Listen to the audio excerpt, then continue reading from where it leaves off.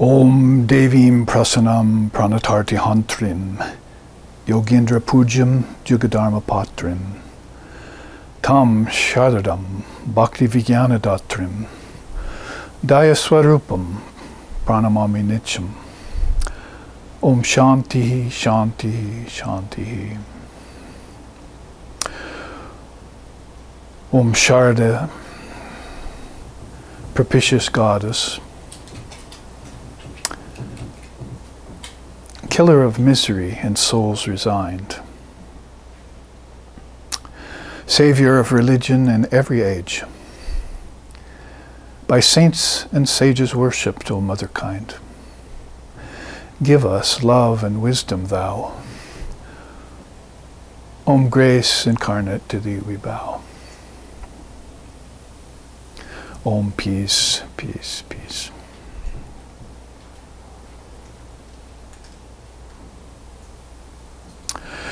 Om mantranam jiva bhuta tulya smrita shakti rupaya. Tatahina vararohe, nishvalaha sharda bravata. Om Shantihi, Shantihi, Shantihi.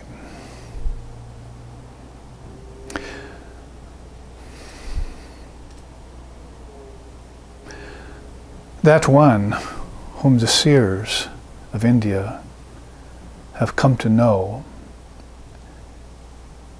and recognize as the imperishable Shakti,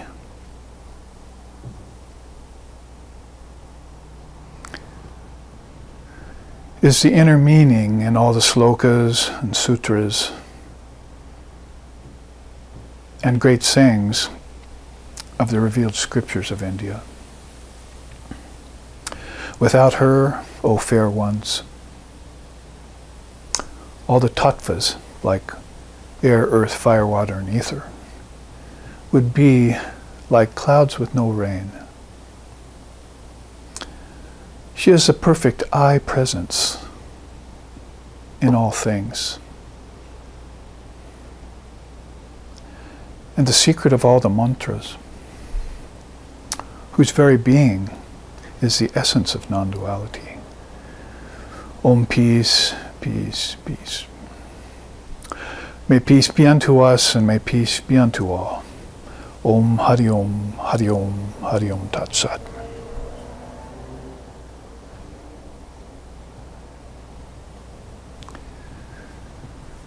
And so, with a few of those very profound slokas coming from Sri Sarada Ashtakam, 8 verses on Divine Mother, and then one beautiful sloka out of the Tantras, we enter into this final class on Holy Mother's transmission, the special way in which Sri Sarada Devi taught us and is still going on teaching us, obviously. As millions of people have become aware of her incarnation as the Divine Consort of Sri Ramakrishna Paramahamsa, who outlived him in the 1800s, even into the 1900s, and who included us, that is, us white folk. He said, I have many Caucasian children now, so she was beginning to pick up on the fact that people all around the world had come to know of her, this woman who in the beginning was just a simple village girl who used to see goddesses attending her when she was a young girl, when she went outside her door. And they disappeared after a while when she grew older, but she always wondered why these beautiful 4 women were there waiting for her to go to school with her and to go places. So is that just fancifulness of a young girl or a young child? Or, as we know nowadays, her being, as these beautiful slokas have just stated, an emanation of the propitious goddess of India, that Divine Mother,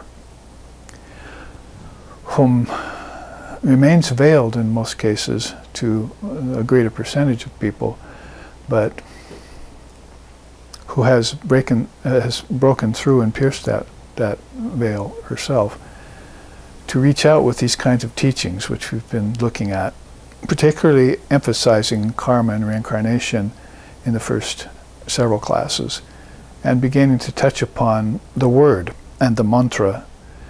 But she also was very adept at, masterful at teaching, because it had to do with the Trinity, Brahma, Vishnu, and Shiva, and the path of Nada Brahman, the path of God through sound, or sometimes she called it Shabda Brahman, Shabda, that sound vibration that, as we just chanted, is the inner meaning in all the slokas and sutras. There's an outer meaning and there's the intellectual meaning, but then there's a deeper inner meaning to all words, as we know by the fact that we come to rapt attention when we hear the Dharma spoken, or when anyone, even a person who's not familiar with truth, hears the truth spoken, then they have to sit up and take notice. I noticed that myself when I gave many discourses over 10 years in correctional institutions, called prisons. And I would go in there and sit down. There'd be a lot of noise and kind of confusion and shifting about, people talking to each other. Then I would start with a Sanskrit mantra and then right away go into some teachings on the Dharma, and charm snakes every time. They'd never heard anything like it here in the West. And whether they knew anything about it, or they thought they knew something about it, or they knew nothing, they were immediately attentive for the next hour, hour and a half while I spoke. And then offered some period for some questions, so people were writing into us with questions later on too. In the snail mail form back then, because of course they couldn't use the computer in those institutions. But this is just an example of how we snap to attention when we hear words. I think our attention may be a little bit forced when we have to learn something, like it's called school, and you have to cram for a test, or you have to listen to a professor or a teacher with lots of input coming at you all at once.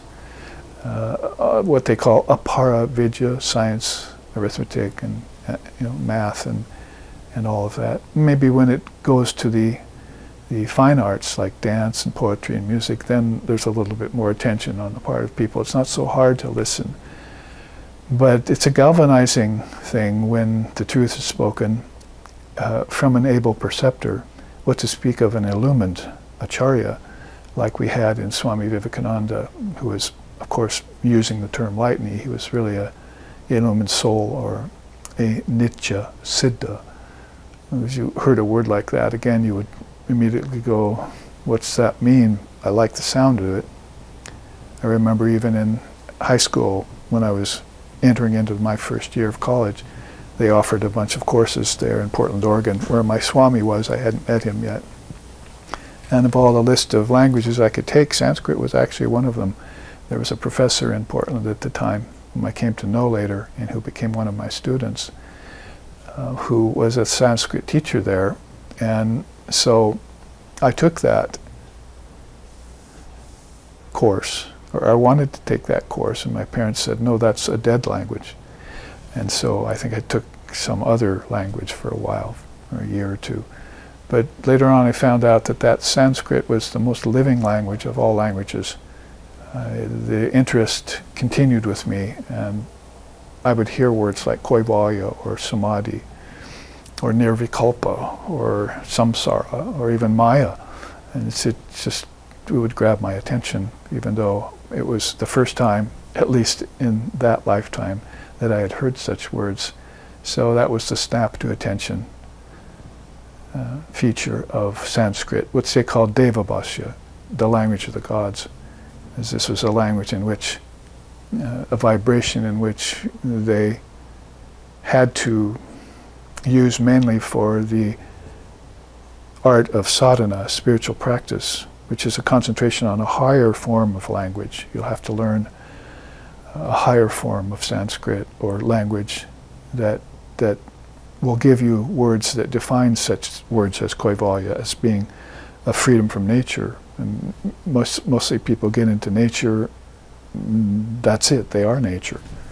That's all they believe in. That's all there is. And they'll use it in different ways.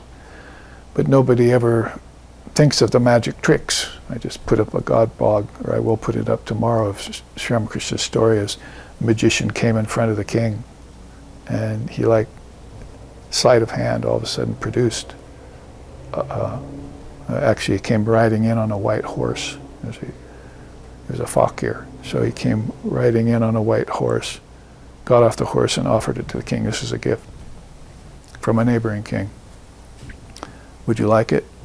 Won't you want to ride it? The king got off the throne, got on the horse and rode out of his kingdom, and then rode for 5 lifetimes and died 5 times. He was reborn again, went through endless sufferings and pleasures, and then at the end of the 5th lifetime, a forest fire was all around him and he had to expire. That is, he got burnt in the forest fire. And as soon as he died in that 5th lifetime, he woke up back on his throne. And there was the man, the fakir, standing there offering him the white horse. See? And so he looked at his attendees and asked what happened. He said, well, you were just sitting there and you saw this white horse and your head just all of a sudden nodded to the side for a few seconds. And then you snapped to again. So he lived 5 lifetimes in this reverie that happened. See? So that's the sleight of hand. Another story has it that a magician came in front of a king and went like this to him, and there was a big forest all around him.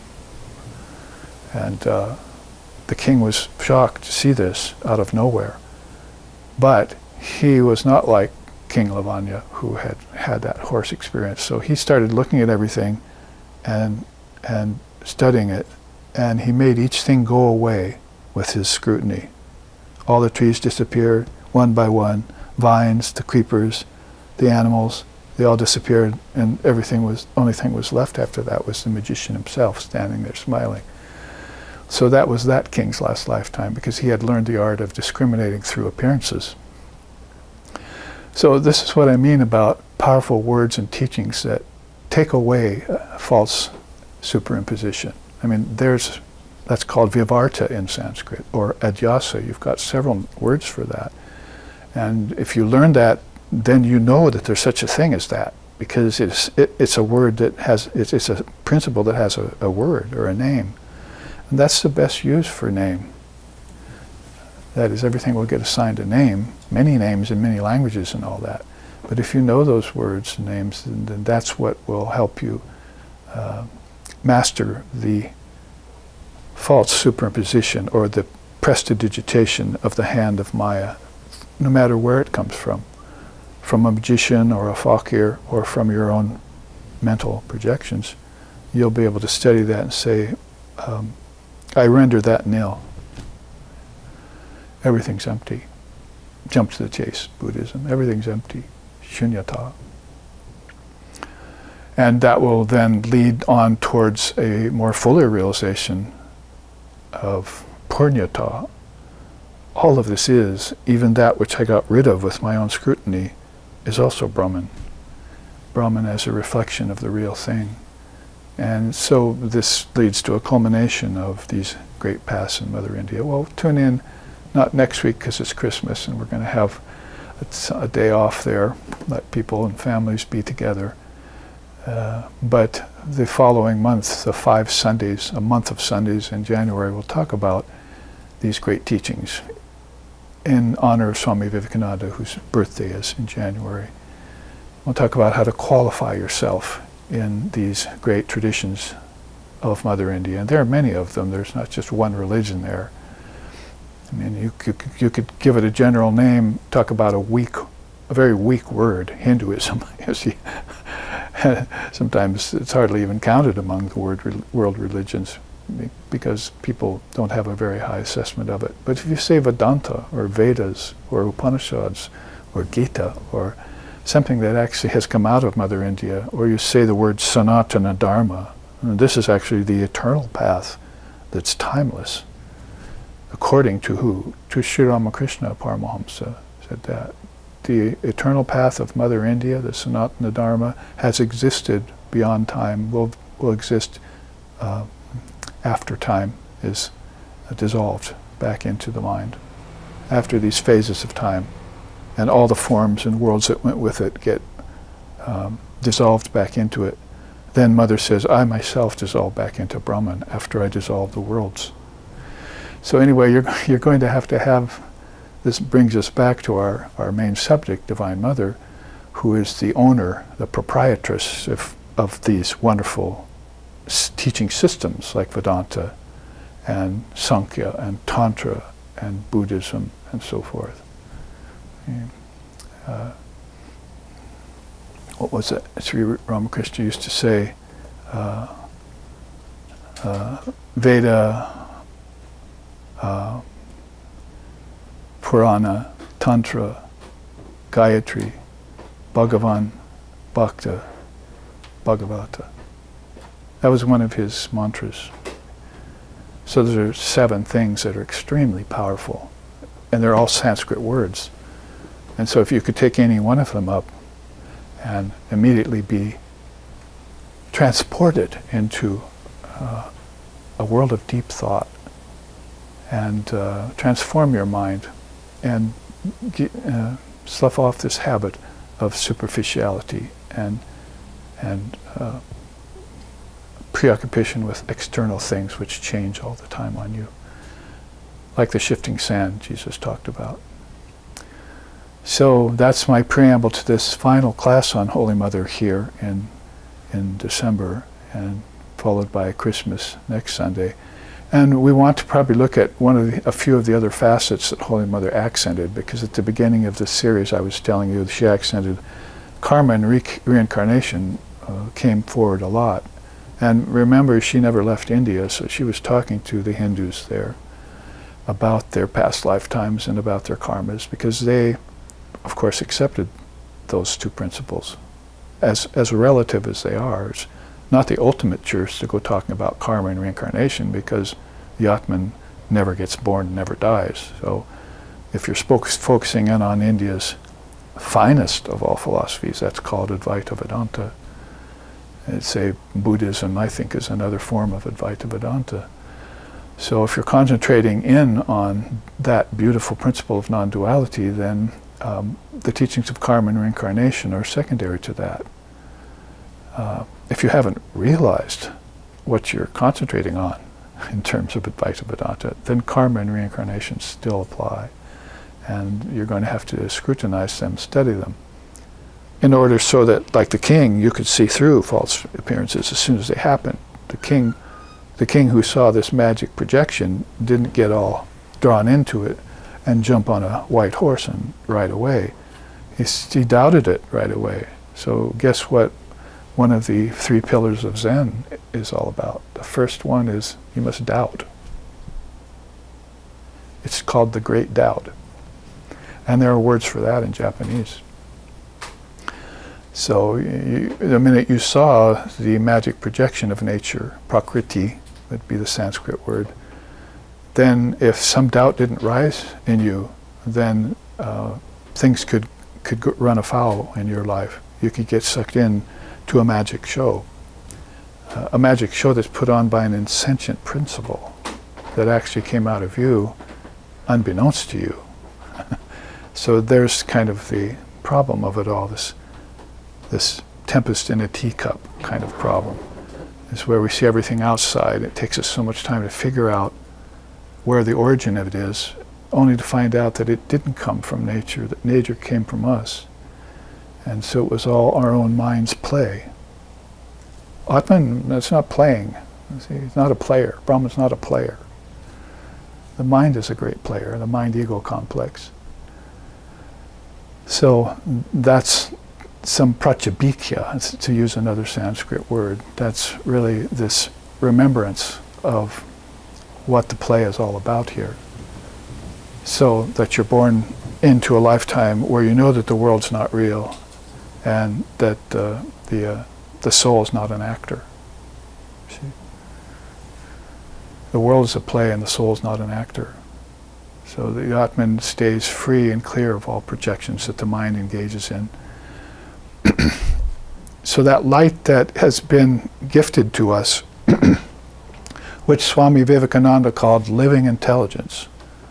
The fiery light of living intelligence is then the first thing that we would encounter once we lifted the mind and the senses off the world.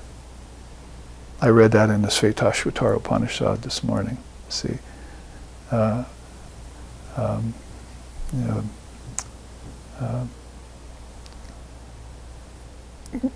taking the mind and the senses and lifting it off the world, then the soul encounters this living intelligence. And so that happens in stages. When you encounter the heaven-aspiring senses, that Upanishad says, then you know that you're just going from one world to another, like heaven, earth to hell, and you're on a cycle, and you might want to consider what is it that's getting transmigrated. See, why is the soul moving when the great philosophy of Indians tells you the soul's never born, never dies, it never comes, it never goes? It's all pervasive and is the witness of everything that moves. So how did I move away from that witness and become the participant? It's a great art. And when I moved away from the witness, which is my true self, and I began to participate, that caused me to forget that that everything that I'm participating in has its origin in me, not in some God in the sky or in some devil under the earth. That all is coming from my own mental play. So then I must take the mind connected to the senses, retrieve them off the objects, and take them back and find out this living intelligence, which is the light of awareness, or of pure conscious awareness. And that will give you those states that you've heard about: samadhi, satori, nirvikalpa, sampragyata, asampragyata, kaivalya. These words that are so beautiful in Sanskrit that shock the soul back into its remembrance of its true nature.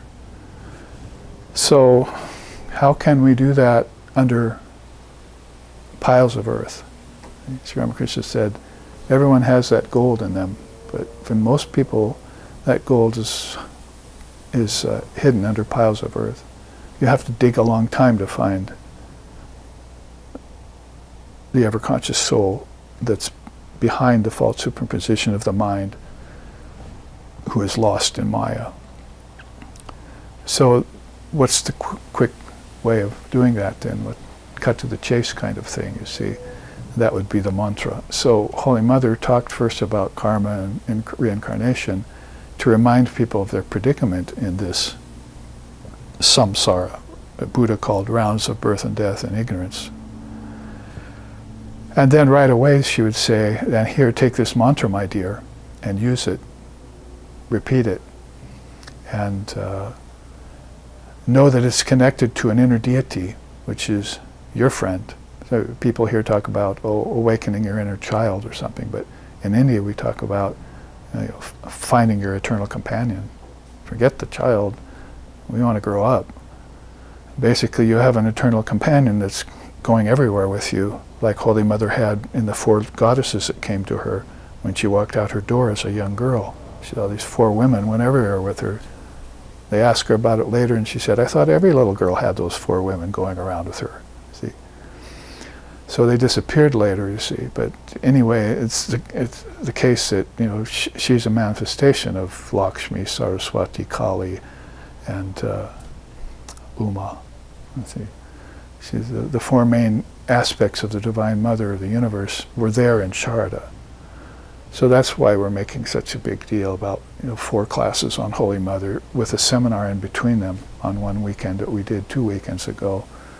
And we're ending it today with these teachings that she gave to me, which seem to be focused on karma, reincarnation, and mantra. So if you want to look at the mantra, and I was reading again in the Svetashvatara Upanishad today that whereas the Akshaya Upanishad and a few other Upanishads talks about 5s, the Svetashvatara Upanishad talks about 3s. triputis. And it wants you to realize that there's a triple aspect to things, and that this triad has to be recognized. These triads have to be recognized. One of those would be waking, dreaming, and deep sleep. People are not looking into their daily life, and daily life means 24-hour life, and seeing that they have 3 states of consciousness. That's wool over your eyes kind of stuff. You're hypnotized, but and you're just going habitually from one state to another without even knowing how you get there and how you get back and what happens during that. Your waking, dreaming, and deep sleep consciousness are 3 different vibrations that your mind holds. It's a triad. And so you have to study your waking state and do practices that purify it. And then you're going to have to study your dream state. See, in the West, in the sensational mode they get into, say, oh, I want to do lucid dreaming. People used to come to me the last decade and say, I want to learn how to do lucid dreaming. Does Vedanta teach that? I said, no, Vedanta learns how to wake up from all dreams. That's what it teaches you. Oh, dreamer, awake, you must, you must. You see, because you're being drugged from birth to death and death to birth by dreams that never get fulfilled here. So you haven't realized Buddha's first noble truth, that there's suffering.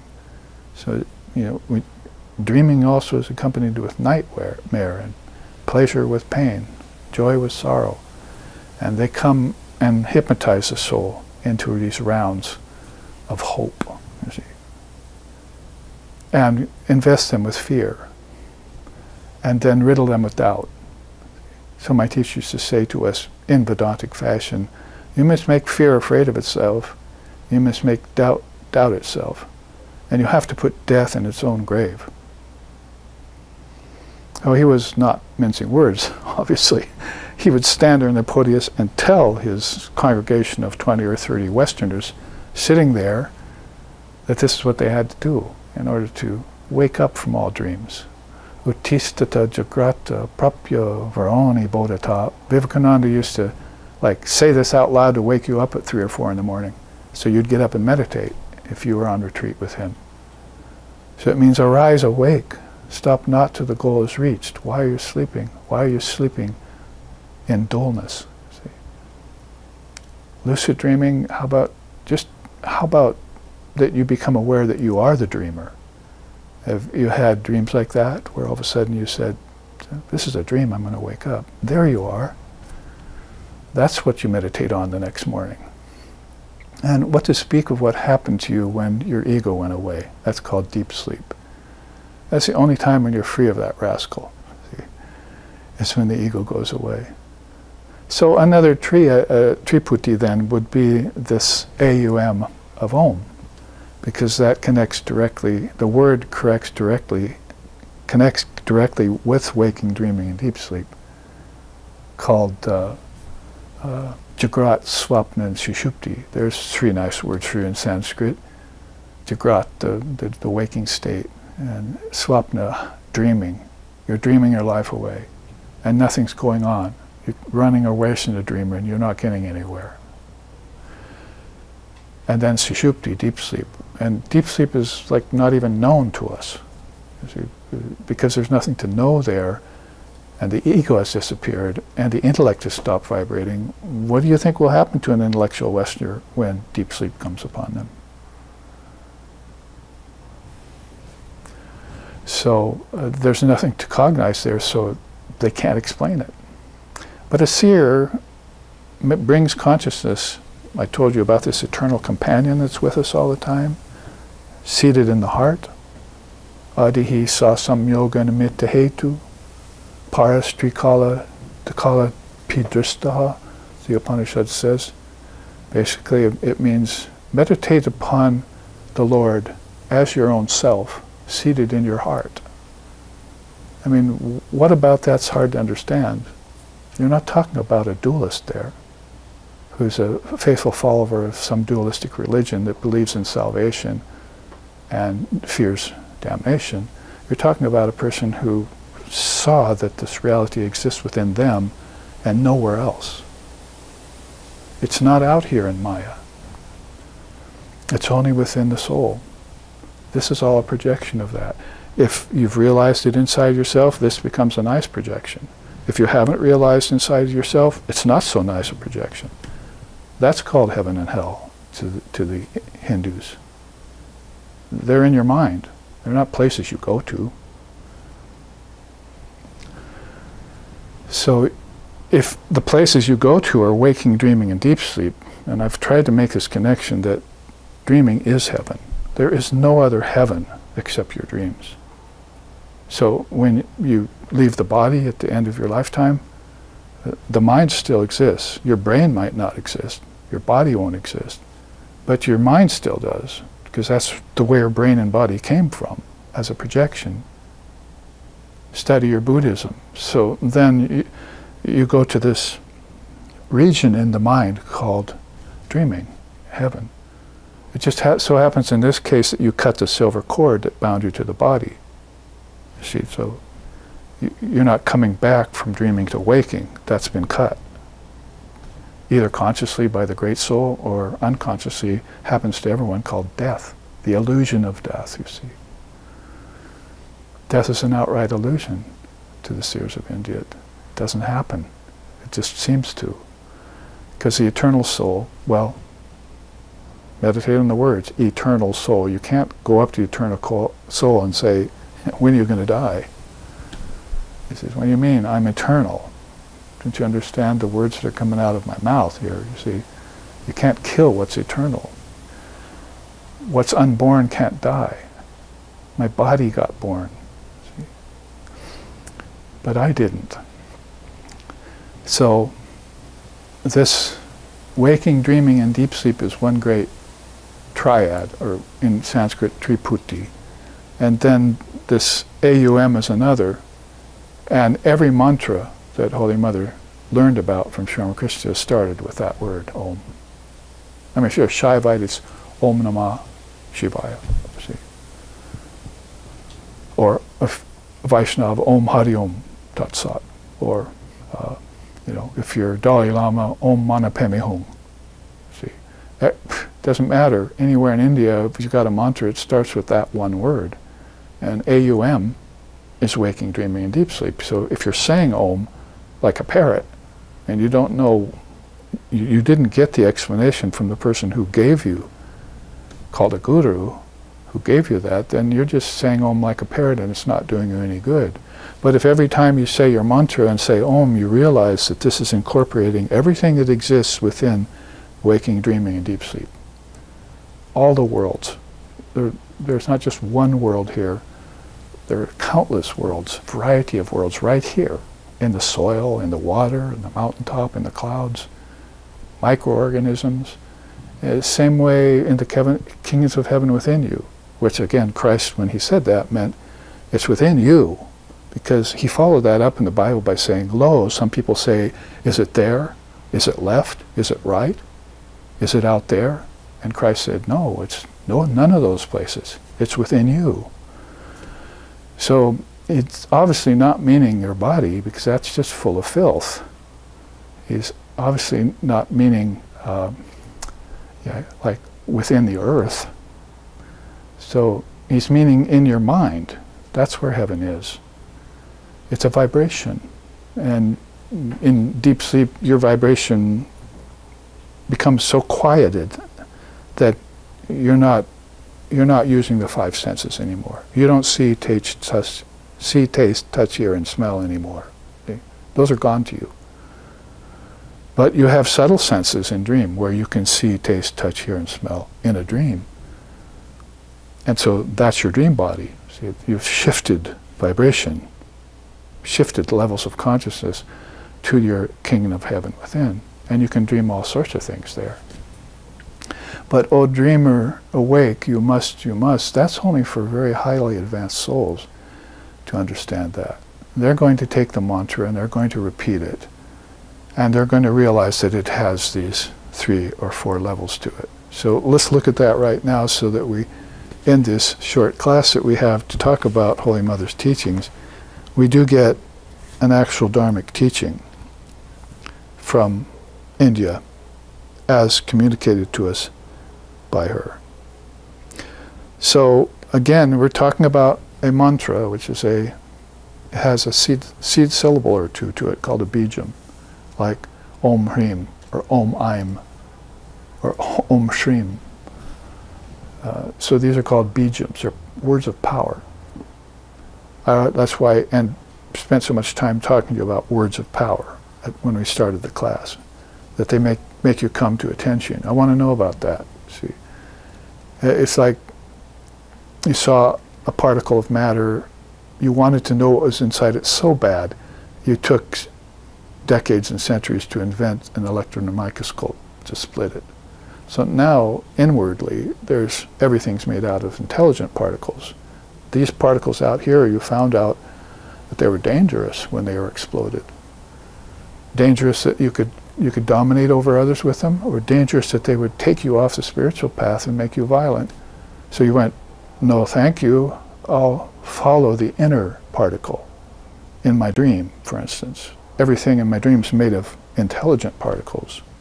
Everything out here is made of insentient particles, which mislead me. So I'll explode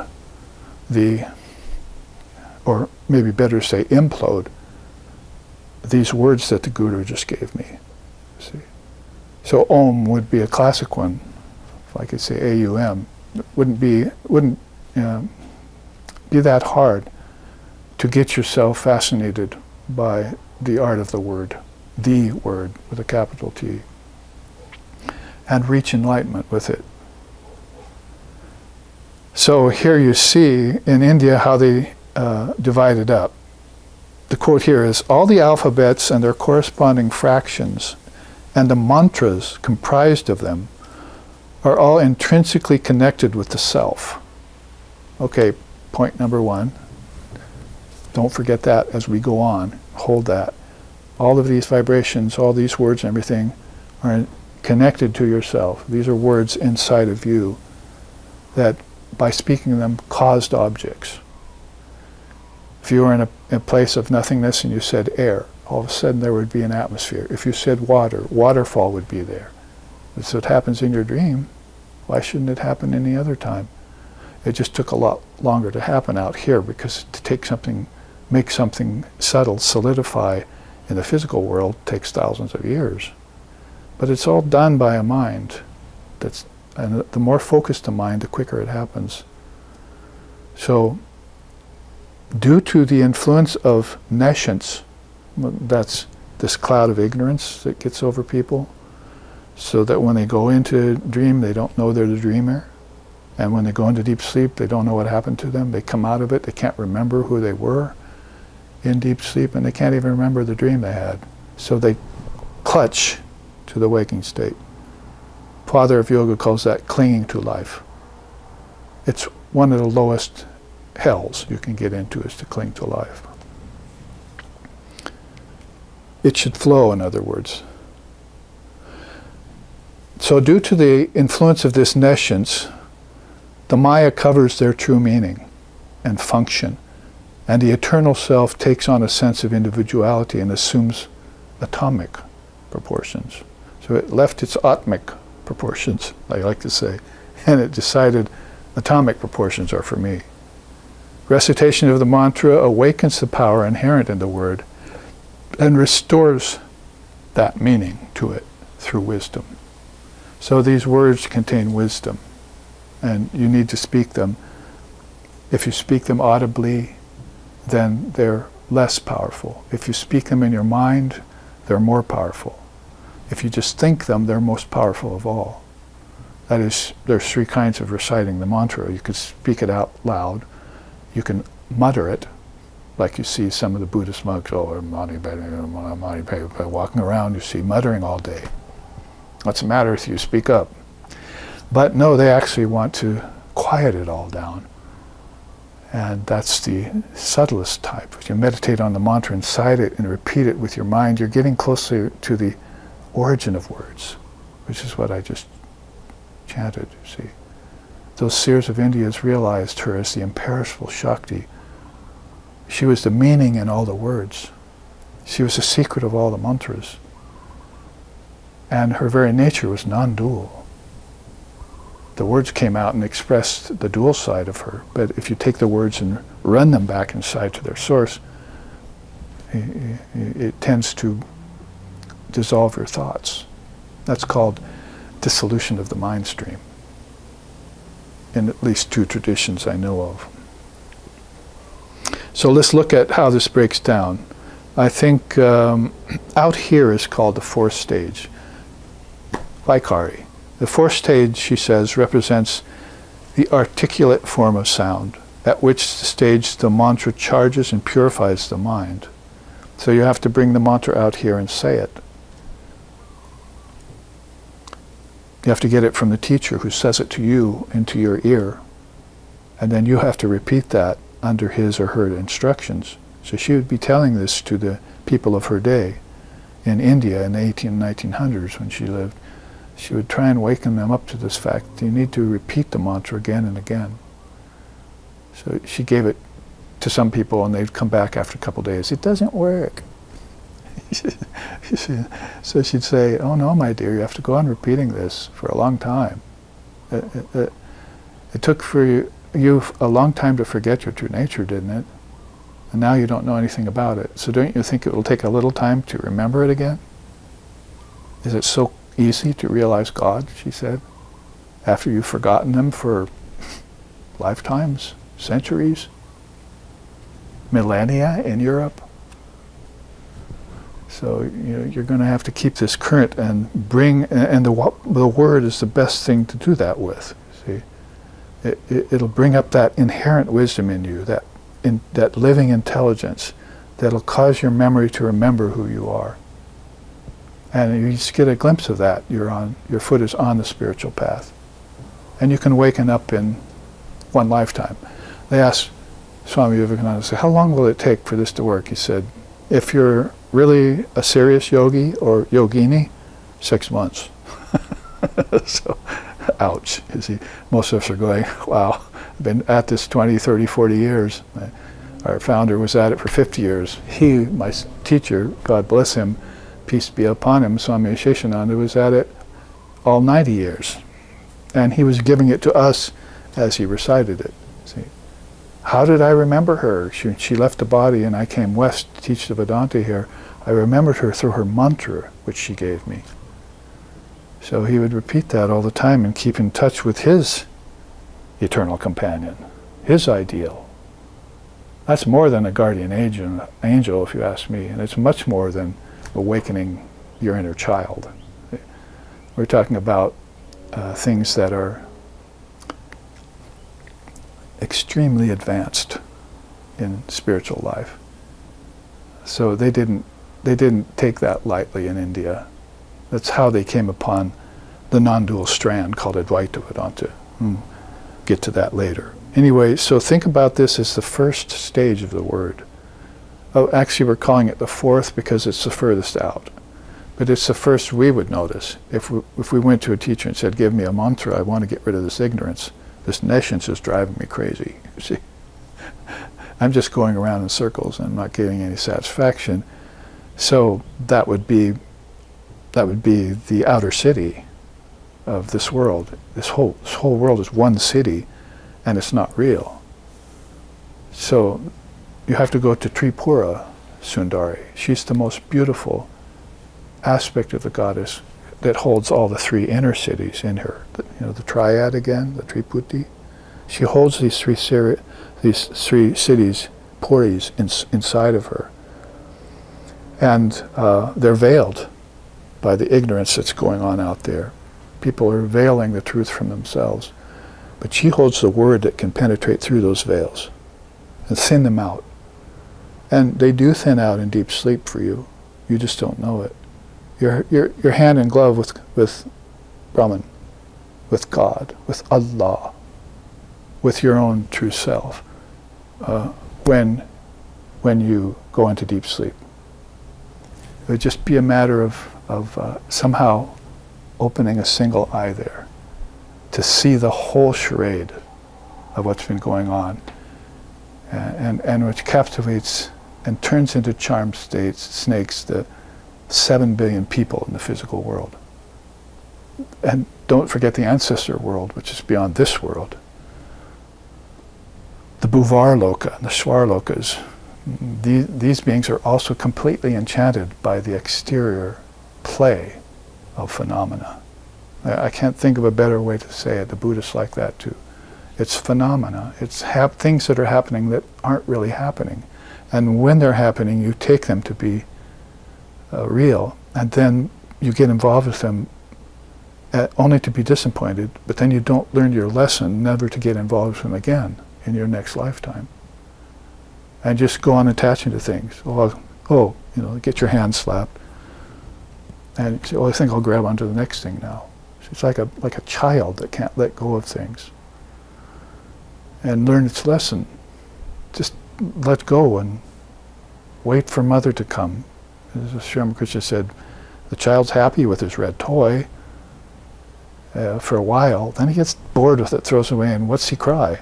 Ah! Cries out for his mother. So that's what the soul needs to do. And so if you got the mantra, that's called Vaikari, that's the outer form of the mantra. And it takes away this world from, you don't want this world anymore. You've realized that it's not satisfactory. It's never going to satisfy you. And then the problem is, how do I coexist with it? How do I live next to the Maya without getting hypnotized by the Maya? How do I forbear suffering and pleasure without taking them to be the goal of life? So many people are thinking that's the goal of life. And so you wait. You be quiet and you wait. So about that time then, this second form of the word, because, a little confusing to talk about it because it's actually the third stage of the word, because the first stage is the word itself. And maybe if we have time I can show you a little bit about that. But basically, we're coming from the outside in. So the fourth stage of the word was that, as she just said to her so nicely, the articulate form of the sound. You can hear it with ears. You can see it with eyes. And you can work with it. But as that becomes subtler, as you're going in as a transmigrating soul, you've given up the idea of evolution. Enough of that for me.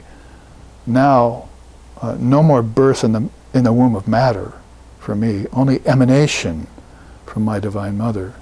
So I'm going in following that light, simply put.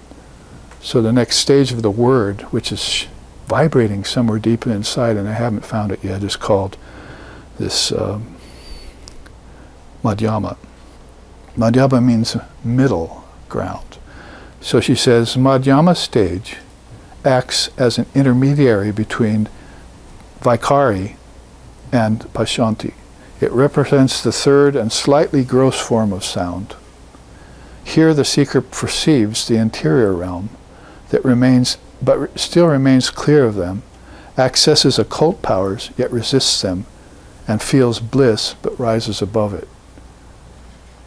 Due to teachings like this, the father of yoga put those as 4 of the impediments to meditation.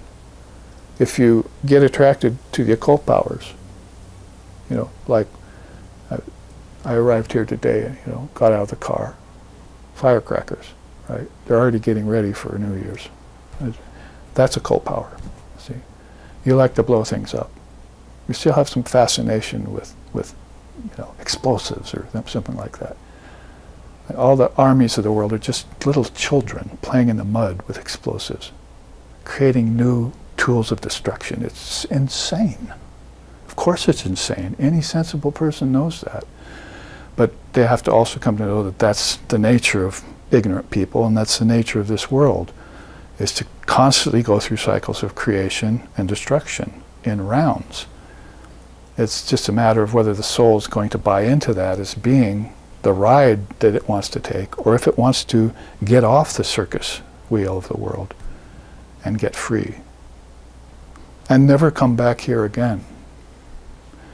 I've often said it, India is the only, if not the only, the very best religion for weaning you off the world. they don't want you here. The world started out of ignorance, not out of love. And that's the most sobering slap in the face that a true seeker is going to want to hear. Because nobody has ever gotten enlightenment while still being attached here. It doesn't happen. You have to give it up. All the great souls were renunciates. And don't just count the East, look into the Middle East with Jesus and all. Birds have nests, foxes have holes. You have no place to lay your head here. Let's see, what does that mean? You see, do I have to concentrate on that for 2,000 years before I understand it? Through somebody who's not even a Christian tells me that? You see, get a clue.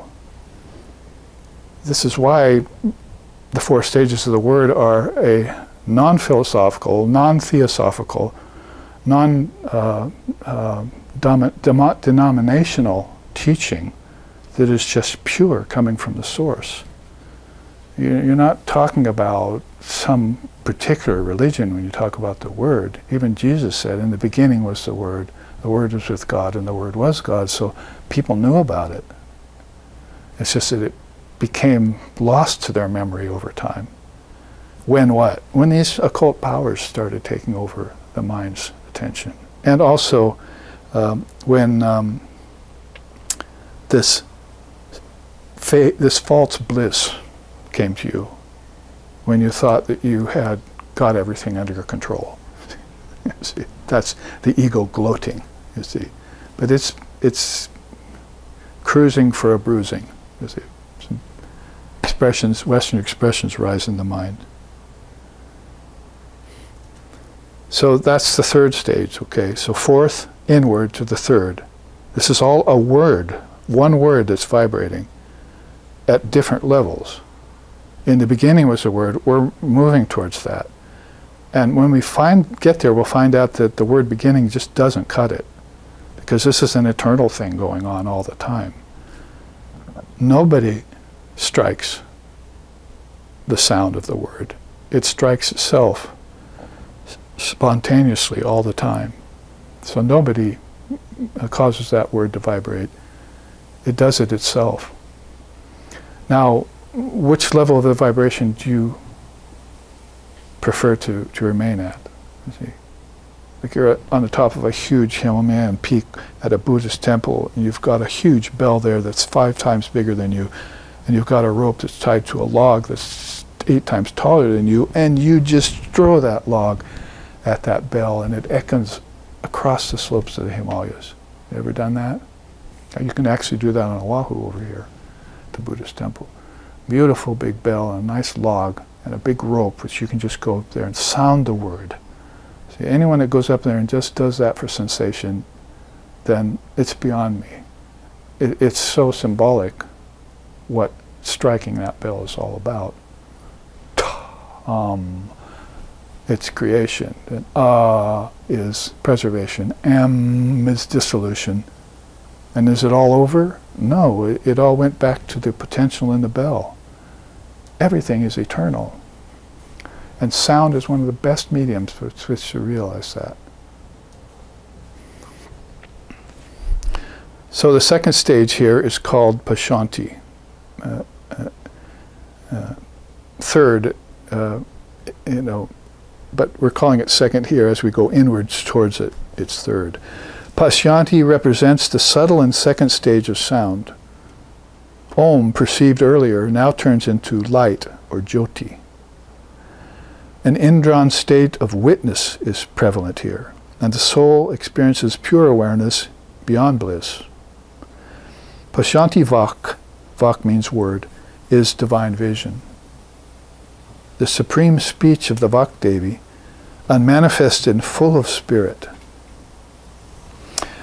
The seers and the gods use it for envisioning everything, pervading all that extends from Muladhara up to Sahasrara.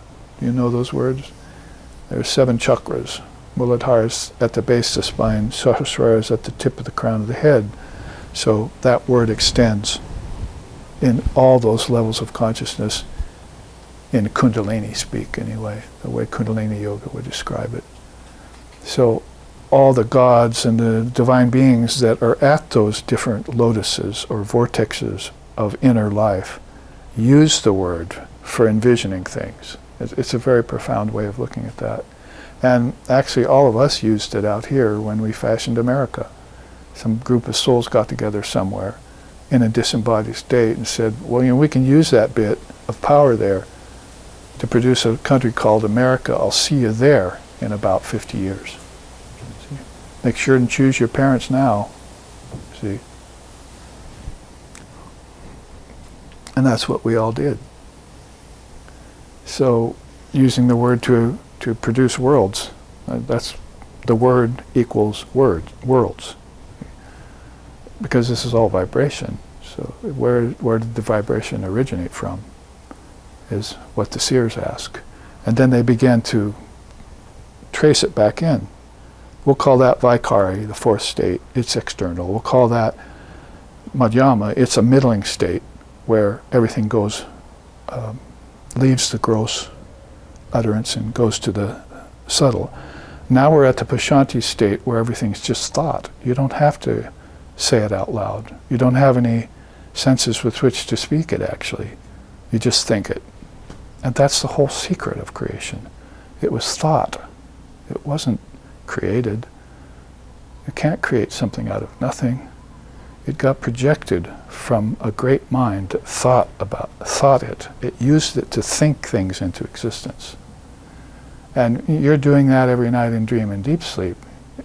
If you want things or desire things, you're figuring out how to get them, and you're coming out. And then when it comes to you, say, oh, wasn't God great? Look what he did for me. God had nothing to do with it. It was all your own determination. Do you think he wants you in desire? Attached to things that aren't good for you? Well, he's not even a he. So it's an it or a that in India. Tat, they call that reality.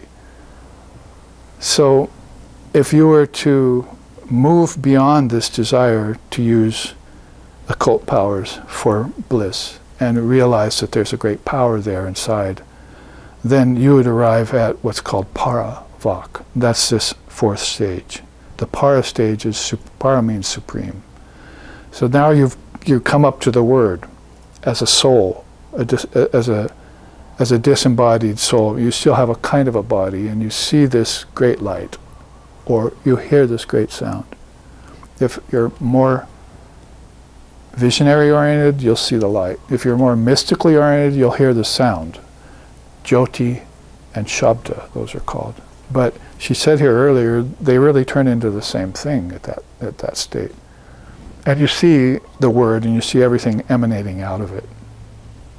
You just found the cornucopia of all things. And it's just sounding.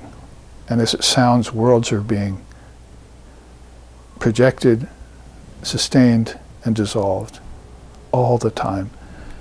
But the thing is that there's no time passing at that level. Time itself is one of those things that got thought about before the worlds could be created. You had to have time and space somewhere in the quotient. So those are very, very deep principles in India. They're called spandas, vibrating spheres. And they're far beyond air, earth, fire, water, and ether, tasting, touching, hearing, smelling, seeing, thinking, intellectualizing, conceptualizing. They're much deeper. All of those things I just mentioned are drawn out of them, and they're drawn out of somewhere else, very deep. Well, that depth is the word. And if you saw deeper, you'd see the Divine Mother tending it. You know. So it says here, the initial state beyond stages, Para represents the primordial truth or hub of potentiality and divine emanation and expression, including worlds, beings, words, and their fractions, manifest as atomic centers of consciousness. Para is the unity existing in all diversity, directly realizable through the awakening and upward ascent of Kundalini power. Lord Shiva, Chit Shakti, and Prana Shakti are all associated with this Paravak, with this supreme word. And this is, of course, how Shiva and Shakti, as we were talking about at the seminar 2 weekends ago, if you were there watching that, then you'll see how they come together and the word hums. The word is like makes itself known through their communion, through their love. It's an emanation of love, the word is. In that way, everything starts out with love. And if you keep in mind Shiva and Shakti and are able to keep them as your divine couple, your eternal companion, as I was calling earlier, then all of this emanation is called Leela. And if you can't keep that in mind and you lose track of it, it's all called Maya or Samsara. If you do keep it in mind, then you have a source to return to and you don't forget about involution. If you don't keep it in mind, then you fall outwardly into Maya and all you believe in is evolution. You start believing in change where there is no change. You start believing in growth where there is no growth.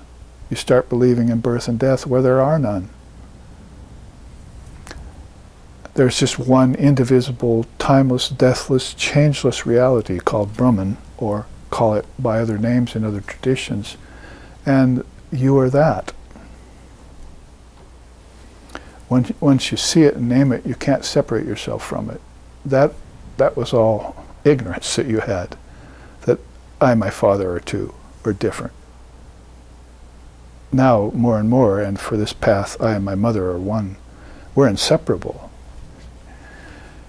And that's what you find the Indian seers living in. Let's see.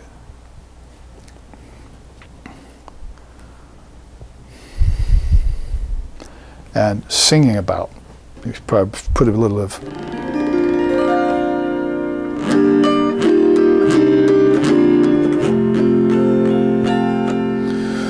Jaya Jaya Janini Jaya Sri Sarada Devi Karuna Rupini Ma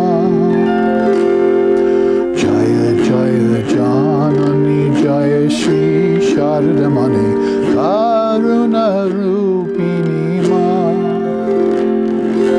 Adya Shakti Parama Prakriti Asharana Gati Tunima Adya Shakti Parama Prakriti Asharana Jati Tumima Jaya Jagatarini Bhavabhaya Harini Durgati Darini Ma Yuga Deva Vandita Suranara Sevita Namo Narayani Ma Yuga Deva Vandita Suranara Sevita Namo Narayani Ma Jaya Jaya Janani Jaya Sri Sarada Devi Karuna Rupini Ma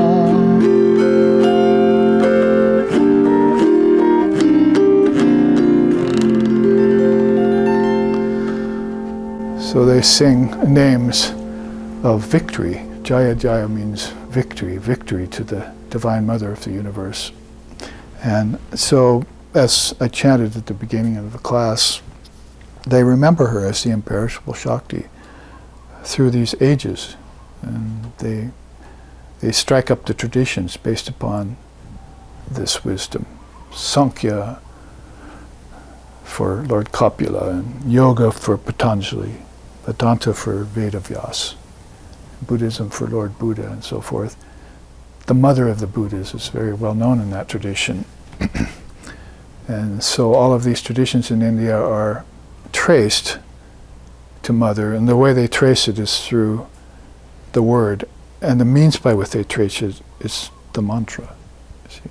Words, and the word. So, as I was saying, I think yesterday at satsang, you can't walk up to a Vedantist or anyone from India and say, what's in a word? They'll either fall over and shock or start laughing at you. What's in a word? Oh, if you only knew. You have a few days, a few weeks, a lifetime. Maybe I can explain it to you. So this is one of the beautiful ways in which they explain it. And at the bottom chant here,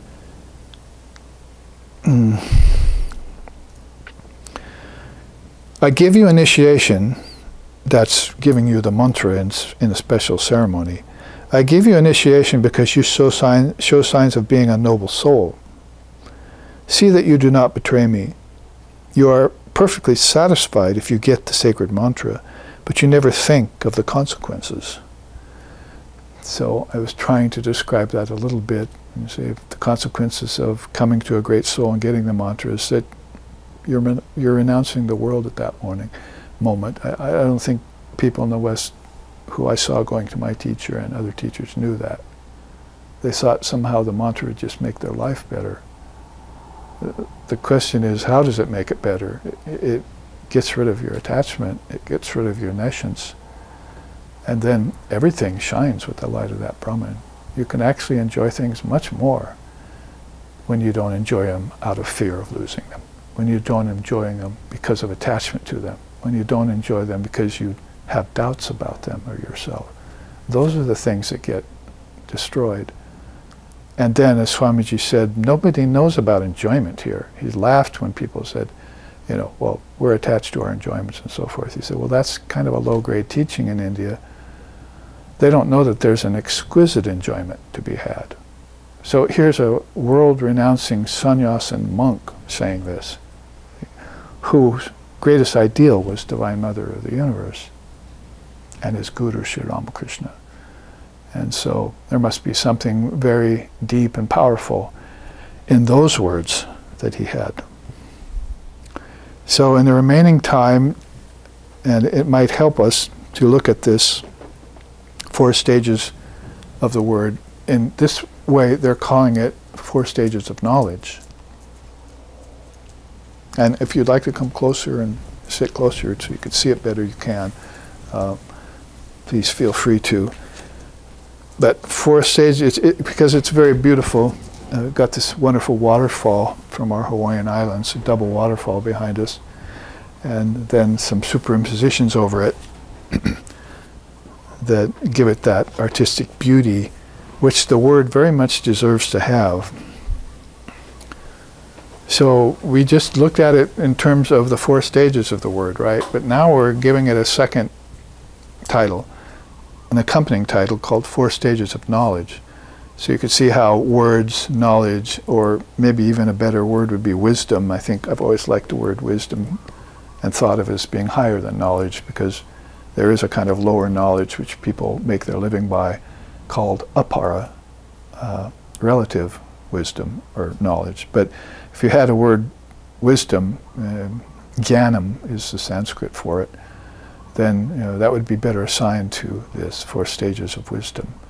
But the point really is how it's connected to the transmission of words from say, guru to disciple, or from teacher to student, or from mother to child, father to child. These are all very important junctions, conjunctions. They never thought about father, mother, and child without wisdom. It didn't work for them in India. So if you look at the sacred conjunctions of India, there's a good 5 of them that are taught. One of the main ones is father, mother, child, education, or wisdom. So they don't just have a family and leave everyone to fend for themselves. And this knowledge that you have to bring back is ancient, it's perennial, but unfortunately, as the age progresses, Sri Krishna says in the Gita, it gets hidden, it gets covered, as we can see out here, or it gets used for purposes that are not noble, as we can see happening. I mean, go back a couple Fridays to Black Friday, you can see what kind of words are being assigned and how they're being assigned and for what reason. So the contemporary society right now is in very great forgetfulness about the power in words and how they can be used to lift the soul up from the earth, put the mind and the senses together and draw them away from the objects, awaken the living intelligence within you, and the next thing you know, then you have regained this great power that's inherent within yourself. And according to Holy Mother, all gods and goddesses don't exist. God doesn't exist. Only that exists. So, and that is yourself. You are that God. And of course, this is the Advaita of Mother India that's grabbed the attention of a lot of people. But when she says at the end of cycles of time, all the gods and goddesses dissolve, and they all go back to this mother principle, which we have a name for, Mother Kali, sort of like what Mother Pele is doing nearby here, just dissolving things and turning solid things into liquids and so forth, things that you wouldn't think possible unless you saw them with your own eyes. So when everything gets dissolved like that into a liquid or a gaseous form or an etheric form, then you have this knowledge of the background behind it, what Micah Eckhart called the background consciousness of everything. So people in other traditions were also understanding this. We started with Vaikari and went to Madhyama and Pashanti and Para. Let's start with Para and come down. Para is supreme. So you can see here that the little quote there, and I'm using Jesus' words to John. There it says, and the Word was God. So that's the last part of his statement, but it's going to be the first part we have to take up because we're looking at the supreme stage of the Word. And the Word was God. So that's where, in my particular way of saying, I don't think Jesus meant for the Church Fathers to believe in creation, because nothing can be created. It's always just projected in an eternal cycle. You can't get something out of nothing. It's like a soul. It's absolutely unthinkable to think that somehow a soul could be created out of nothing. Well, maybe nature. I could go that far as to possibly entertain that thought, but that wouldn't make sense to me either when I knew the propensities of the mind. What to speak of my Guru's mind, what to speak of the great mind, the Mahat, the primordial soul, what to speak of them, then I couldn't believe in that. But to think that a soul would be created, no thanks. That just does not make sense at all. So I'm going to have to find a different word for that. And Para, the supreme, that the Word and God became one, was what Jesus really meant when he said, in the beginning was the Word. He didn't want them to stop at the beginning, because there is no beginning. It's eternal again. And the Word was with God, so there you have a connection between them. But then the Word was God, is what he wanted them to go to realize what the great seers of India had realized thousands of years before Jesus appeared, is that everything's unoriginated. If you're looking for the origins of everything, that's your journey. But when you get to the culmination of your journey, you'll find out that it had no origin at all. That you were laboring under the misconception that beginnings, middles, and ends were real, when they weren't. The Word belies it, you see. It's always efflorescing. You can't make the Word stop doing that. It'll always be projecting, and then sustaining, and then dissolving. And that's a cycle that's its nature. That's the nature of the Word. Sure, there will be periods of pralaya, where the dissolving part comes and there will be nothing. People will start believing in such silly things as voids and nihilism. But the Word will just like belie that, because even nature abhors a vacuum, they say. So everything will come back into existence out of the seeds. So Vivekananda used to say, you can destroy the clay cup, but you'll never destroy the thought clay cup. That's going to be there forever. And it's true with every other thing beyond clay cups, like worlds. You can never destroy them. Like you can't destroy our memories of them. So your father and mother never died. They lived in you still, and they'll continue to live in you. And you'll live in them. That's called the non-separation of all things. So a Jativati is no birth, no death, and a Parinama is no transformation. Transformation doesn't happen, it just appears to. So the closer you get to the word, the more you'll understand that nothing's transforming, it's just being projected, sustained, and dissolved. So I quoted yesterday there, everyone's babbling about what happens after death. But Ram Prasad, he thinks this, that we'll be in the end what we were in the beginning. Bubbles, rising, forming, and dissolving in Mother's infinite ocean of consciousness. So Ram Prasad has seen the word, this infinite ocean of consciousness. And he's seen himself as just playing in it all the time. When he wants to take a form, he becomes a bubble. He expands, he thinks he's growing, and then he dissolves back to so-called death. But there can be no death in that ocean. It's the ocean of eternal life you're talking about. So once Sri Ramakrishna, with a young Swami Vivekananda, came, I have a question for you, young man. See, there's this bowl of nectar here, and you're a fly. And you go and you fly on it, you know, and you want to sip it, what do you do? And Vivekananda said, oh, well, I'll stick my head out and stick my tongue out, and I'll start very carefully sipping that nectar from that bowl, being careful not to fall in because I might die. And so Sri Ramakrishna laughed and he said, oh, no, that pool is the ocean of the word. That's the ocean of consciousness. You can't die in that. That's actually your true nature. You want to jump in there and dissolve yourself. And then if you want to come out and take a form again, you can. But going in and coming out are just nonsense, you see. None of that happens.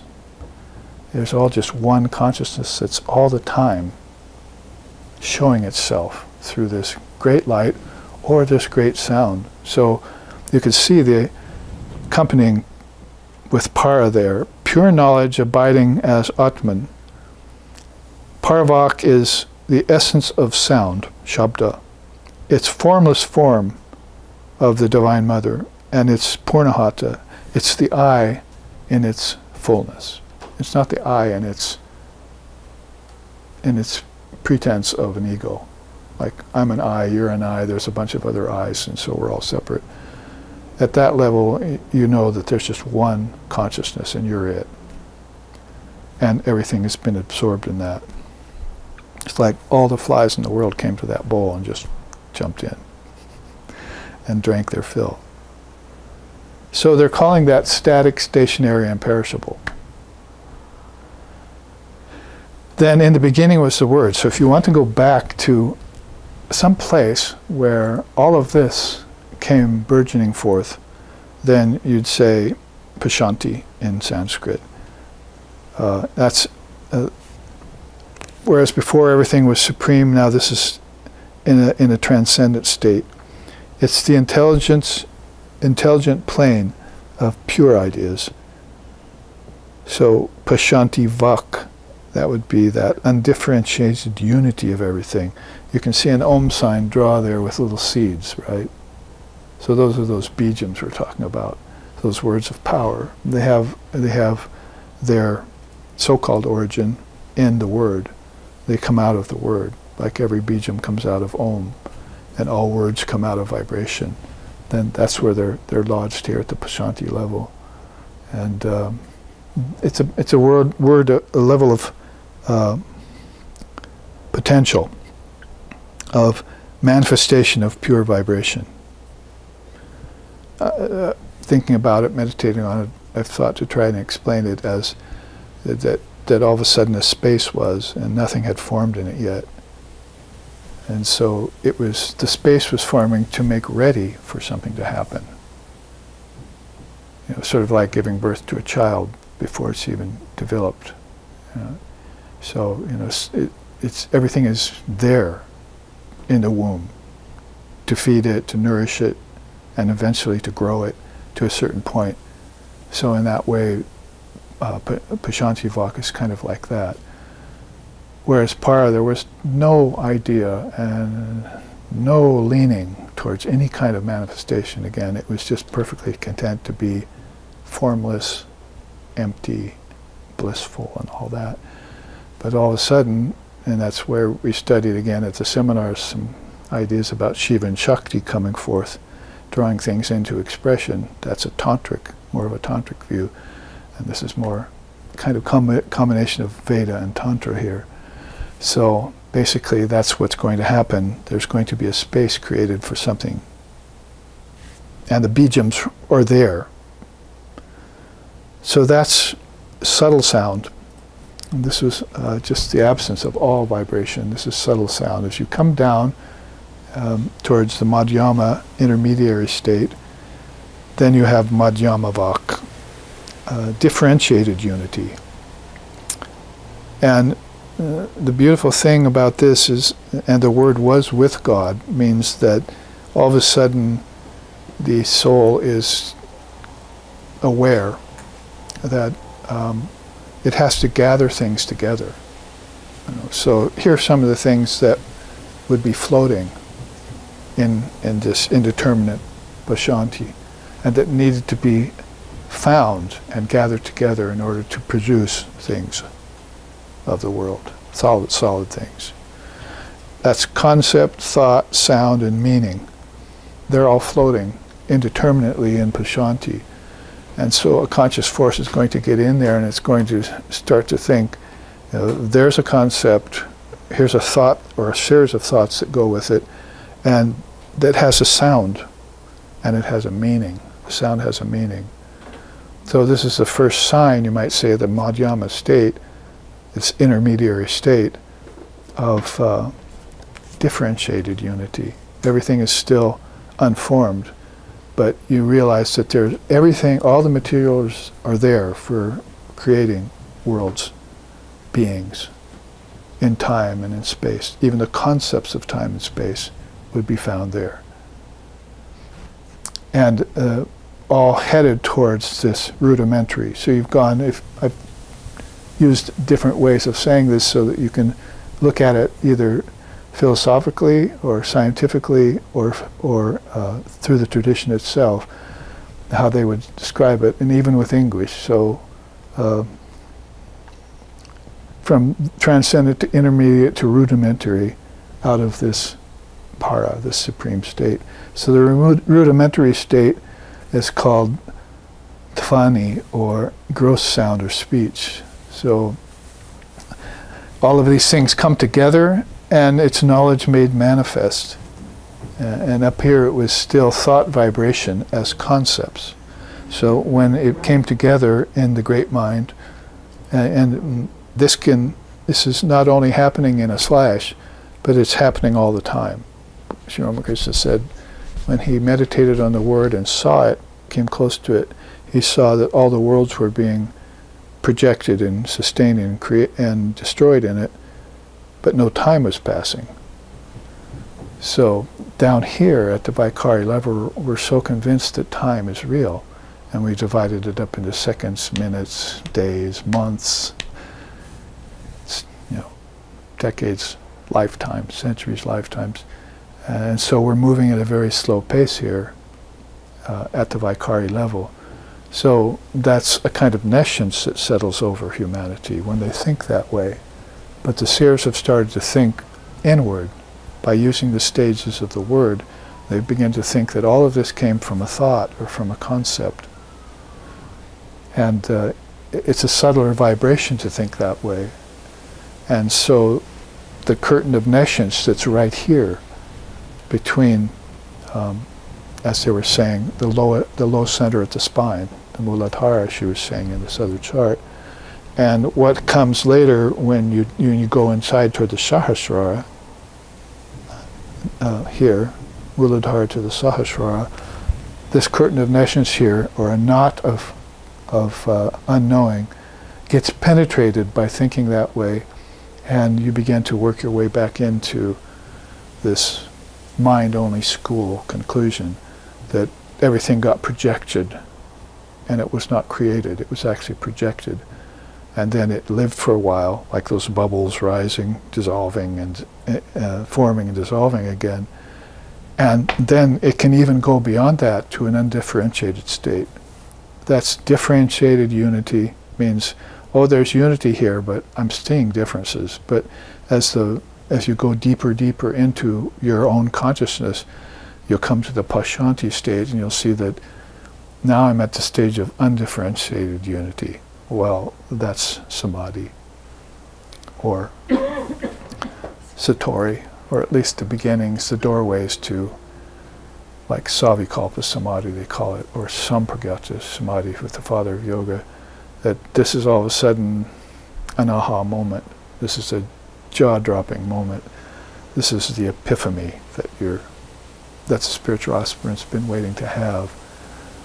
This is the dawning of enlightenment, the true awakening of spiritual consciousness. And they're now, because they're a participant in this, they see it all inside of themselves.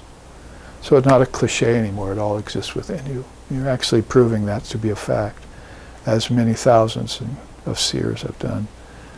And before, in many religious traditions, I think, just maybe using different words, a little bit different way of explaining it. So some of these we can end with these quotes down here. In the Agamas it says, the mother word is the essence of Brahman, as Akanda, Akshara, what is imperishable. The Tantras call her Paravak.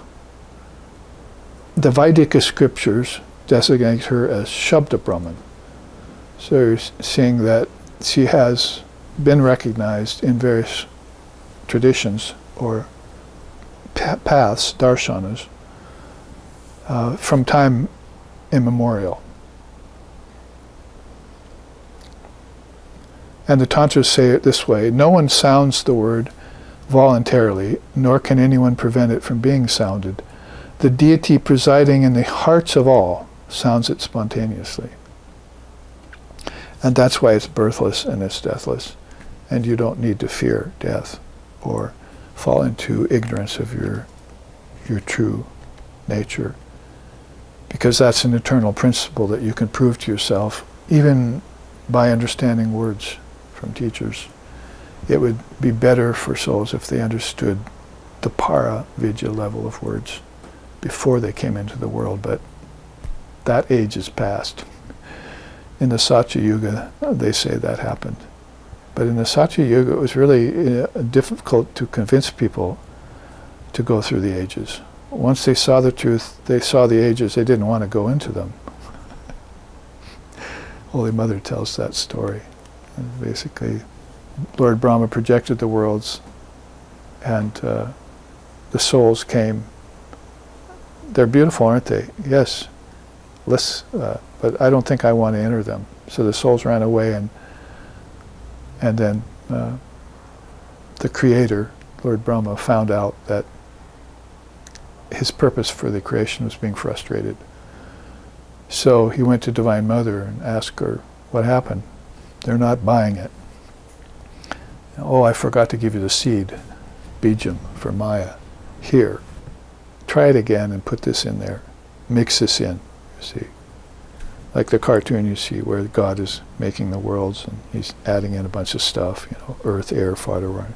He adds in a few idiots from another jar, you know, and stirs it in there so that everything's going to go on with some differentiation happening.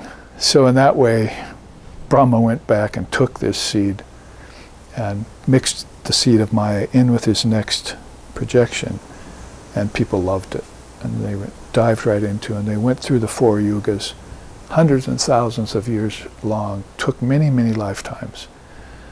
And some of them, as we know from the Bhagavad Gita and the Battle of Kurukshetra with Krishna and Arjuna, some of them questioned it, and all they needed to do then was find this teacher who had the secret of the mantra, have it given to them in sacred initiation, start using it, leave the Vaikari stage, and work itself back to the source of all existence. So, Holy Mother's beautiful teachings about the word and about the mantra, how they're all connected, and we'll come upon this more often, maybe in the qualification teachings in the month of Sundays in January. This can also be referred to, and more can be said about it. Prakritim padamam abhayam vadadam nadarupadaram janatapaharam sharanagata sevakatoshakarim pranamami param jananim jagatam.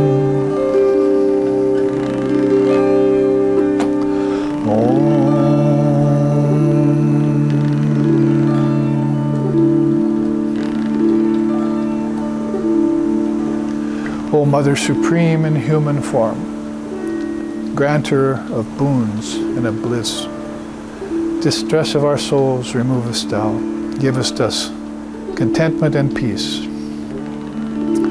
Thy children who offer all to thee, do thou makest them content and free. O great Mother of the worlds, be our salutations ever unto thee.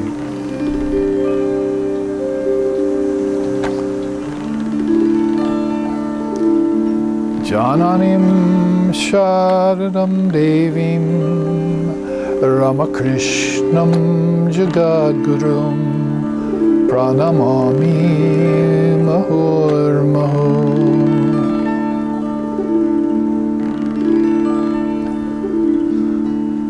O Ramakrishna, teacher of all, O Sharada, goddess divine, in bosom holding those lotus feet, salutations to both, ever be of mine. Om peace, peace, peace. May peace be unto us, and may peace be unto all. Hari Om Tat Sat Om